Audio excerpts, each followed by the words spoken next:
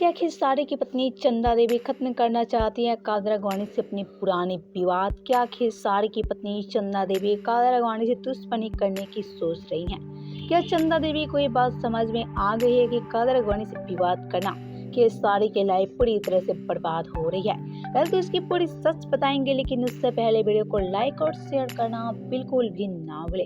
तो आपसे एक कॉम बता रहे, खबरों की माने तो खेसारी की पत्नी चंदा देवी कादर अडवाणी से अपनी विवाद खत्म करना चाहती है। जी हाँ, वही चंदा देवी जो पहले कादर अडवाणी को देखना नहीं चाहती थी, वो भी खेसारी लाल यादव के चलते।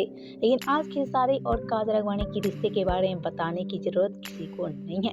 लेकिन खबरों की माने तो खेसारी की पत्नी चंदा देवी चाहती है कि कादर अडवाणी फिर से खेसारी के साथ दोस्ती कर ले, ताकि खेसारी लाल यादव खुश रह सके। क्योंकि कादर अडवाणी के विवाद के बाद खेसारी काफी ज्यादा परेशान रहते हैं और वहीं आए दिन खेसारी भोजपुरी विवाद में भी फंसे रहते हैं। जी हाँ, जैसा कि आप सभी देखते होंगे, खेसारी कादर अडवाणी की जोड़ी को लेकर जो विवाद होती है वो आए दिन हमेशा होती रहती है।